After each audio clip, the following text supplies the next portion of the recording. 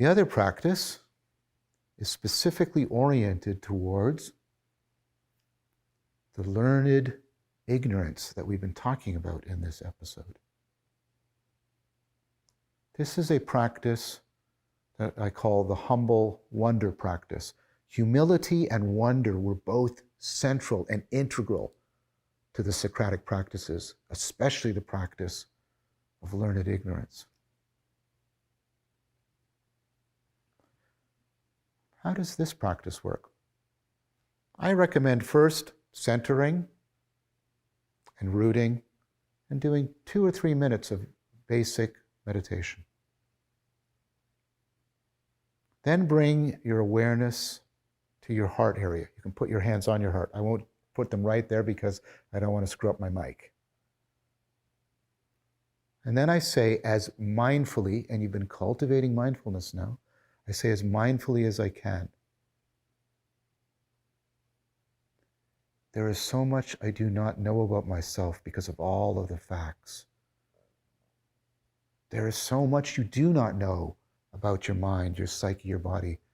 The amount of information available to you is combinatorially explosive. But instead of keeping it as a safe propositional thing you store over here, you're realizing it. There is so much I do not know about myself because of all of the facts. If you want to add all the facts about myself, feel fine. Feel free to do so. Next, there is so much I shall never know about myself because of all of the fate. Fate, what do you mean by fate, John? I don't mean your cosmic destiny or something written down. I mean fate in the sense that's in the word fatal. You're born at a particular time, in a particular place. You're exposed to particular people, to particular events, none of which you have control over, and they deeply shape you. If you do not acknowledge your fate in that sense, your inherent finitude, then your capacity for really realizing your self-knowledge is truncated and hamstrung. There is so much I shall never know about myself because of all of the fate. Next, and they're all F's to help you remember. There's so much I refuse to see about myself because of all of my foolishness. All the processes that make us adaptively intelligent, make us perennially and sometimes pervasively beset by self-deception. How often, be honest, really honest, please, how often do you really, not in thought or in belief, but actually in perspective and in how you participate in your identity, how often do you actually challenge your egocentrism and the way it might be biasing you? Igor Grossman found, he asked people to describe a really hard problem they're involved in. They inevitably describe it from the first person perspective without thinking, automatic framing. And then if you say to them, and think about Socrates here, questioning people. If you say to them, well, can you re-describe that problem from a third person perspective, how your friend might see it and describe it? And when people do this, they inevitably have an insight. They realize, oh, I didn't see this. I didn't realize that. You know that what I'm saying is true. Think about how wise you are about other people's problems. Don't you realize it, Jim? You're doing that same self-destructive pattern in your romantic life. I can see it so clearly. And Jim is like, I don't really see it. And you think, ha, ha, ha, ha. But then the roles are reversed. And Jim is saying to you, hey, you're doing that thing you do with relationship to your career. You're doing it again. Don't you see? And you go, I don't really see it. You know that. Part of what we're going to learn in these Socratic practices is how to be Socrates for yourself. And that's inexorably bound up with how can we be Socrates to each other. Okay, so back. First, let's review. There is so much I do not know about myself because of all of the facts. Realize it. Don't just state it. Live it. There is so much I shall never know about myself because of all of the fate. Realize it. Become into deep awareness. Make it real. There's so much I refuse to see because of all of my foolishness. Realize it. And then, there is so much I'm unable to see about myself because of all of my faults. You're probably saying, oh, this is a real downer. Stick with it. Stay with me. It doesn't end that way. Then you can turn your hands outward like this. We go through the same procedure. There is so much I don't know about the world because of all of the facts. There is so much I shall never know about the world because of all of the fate.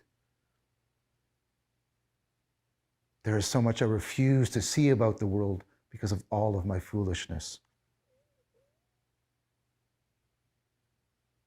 There is so much I am unable to see about the world because of all of my faults.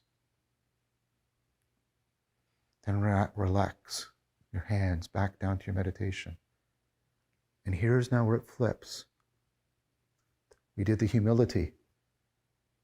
And if it was just humility, it could be humiliating. But it's not just the humility.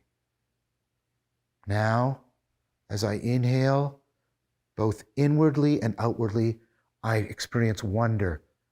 Not curiosity, where I'm trying to find missing information, and we'll talk more about this, but wonder, where I'm able to call the world and myself into question, but in a way that is positive, that is enriching, that is growing me. As I inhale, I wander into the center of my mind, outward to the circumference of the world, inhaling, wondering, and then exhaling, receiving, being open to receiving from the world and receiving from the depths of my psyche, the depths of the world and the depths of the psyche, receiving, inhaling, wandering inward, wandering outward. Exhale, receiving from the depths of the psyche, receiving from the depths of the world.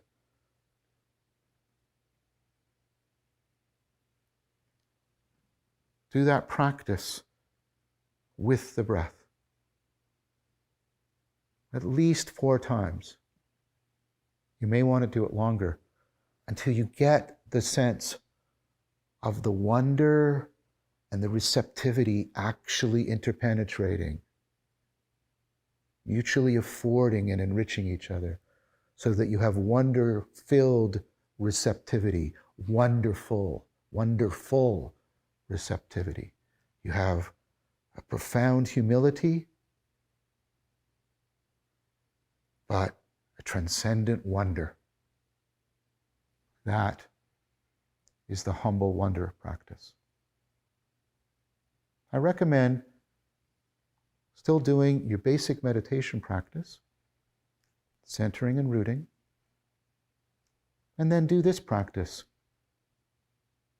both sides of it, the humility practice and the wonder side. And that usually only takes about 5 to 10 minutes. You can shave a little bit off the meditation if you really want to limit yourself to staying under 25 minutes in total, but try it. See if it goes the full length. And it doesn't bother you if it takes maybe 25 minutes. And you may be saying, John, you're going to add all these practices and I'm not going to have time for them. I bet you do. Take out your phone. How much screen time have you put in today? How much did it actually make you wiser? How much did it actually make you more virtuous, connect you to yourself, to other people, to the world? How much? I bet a significant portion of it, maybe even most of it, was wasted time. How about fasting a little bit from your phone so that you can feed more from the fount of wisdom? As always, thank you very much for your time and attention.